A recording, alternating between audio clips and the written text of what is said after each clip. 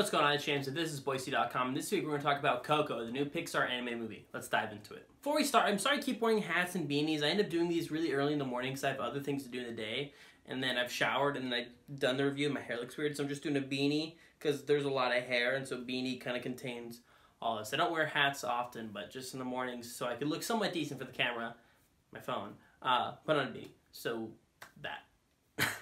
So Coco's the new movie from Pixar Animation Studios, and I was kind of apprehensive for where this movie could go because they've done great things like Inside Out, Toy Story 3, Incredibles, but they've also done things like Good Dinosaur, Finding Dory, which Finding Dory is okay, and then Cars 3, Cars 2. Like, these are movies that they're capable of making now.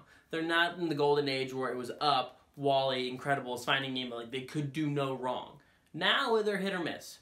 So Coco was looking like it was a promising idea, but they also slapped Frozen's like Olaf Adventure or something like that, and that showed me they had no promise in the project. Like, they had no faith that the project would be tangible, anyone would like the story, so they slapped something that they know would make money on top of it in order to bring people in. So that concerned me a lot. But I was excited for this idea of diving into Mexican culture, diving into pretty much a different side of the world that Pixar's never done before. Pixar's usually stayed in with this kind of personification of animals, or never really diving into human emotions, usually just kind of like dinosaurs or toys or fish or stuff like that, which is fun and I enjoy that, but we haven't really seen a lot of humans in Pixar. Even WALL-E wasn't even about the humans. WALL-E was about, you know, WALL-E and Eva, like watching that relationship grow. So seeing a human relationship or human relationships in this movie was something I was curious about, but then still worried because of what Pixar has done in the past and the fact that they slapped Frozen on top of this. With that being said, I am an honest man. And I'm an honest man who's not afraid to be wrong, and boy was I wrong. Holy crap, was this movie awesome. So we'll dive into some of the great parts of this movie, and we'll just lay it all out there. So all the voice actors were on point. All the characters are great. I remember characters' names. You got Mama Coco, you got Miguel, you got Hector, you got most of the names. I try to remember names. Okay, don't get on me for that stuff. But the characters are very memorable, and they really stood out, and they were all so fleshed out. This world was beautiful as well. I think there was a little 5-minute short at the in our theater where they showed like the one shot where he's in the land of the dead, and it's just this big, stunning, stark shot of the whole world. And it's just absolutely incredible. I loved it. I loved it. So cool, so beautiful. And then the music as well. I'm not really educated on music. I'm actually really bad with the music, I know. And Mexican music tends to get parodied a lot, like 6 shooters in the air and like all the screaming stuff like that. No one really takes it seriously. This brought a genuine heart to it. This kid was doing a great job. They really did a good job making sure that all the hand motions were perfect. And the thing that I'm going to give this movie credit on the most is that the first 35, 40 minutes-ish, pretty standard kids movie. You got the kid, this issue, this, that, he's hiding this. I felt like I've seen this movie before. And then something happens, which I'm not going to say it happens because there's no spoilers.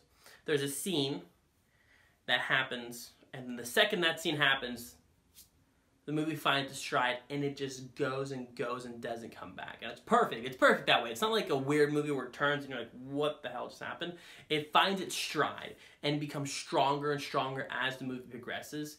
And a handful of times, I almost cried. It was a very beautiful movie. Mexican culture, human emotions, just beautiful, beautiful art done by Pixar once again, which makes me so, so happy. For me, out of their last 5 movies, they're about, 2 out of 5 out of like really classics. I think Inside Out and this are some of their more recent like instant classics.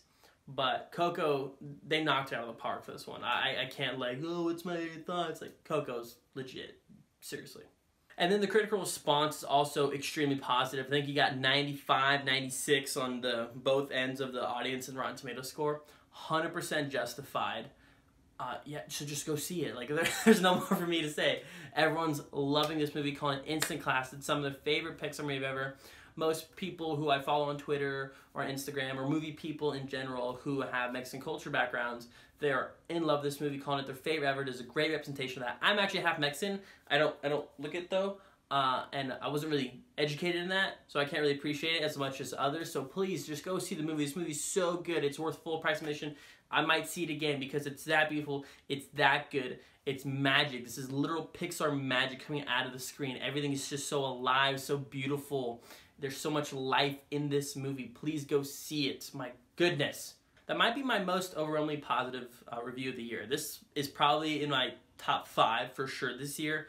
I had a lot of fun with this movie. This movie was a great time.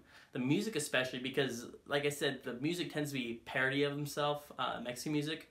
And so you're just kind of like, all right, whatever. This is a beautiful way to throw us into that world, and god damn, this is good shit. So if you like what you saw or heard, or I did with my hands, please hit like, share, subscribe, all that good stuff, and have yourself a kick-ass week. And if you college students out there, I pray for you. We only got about 2-3 weeks or so left, and we're almost there. Much love to you guys. Have a kick-ass week, and bring it in for a hug.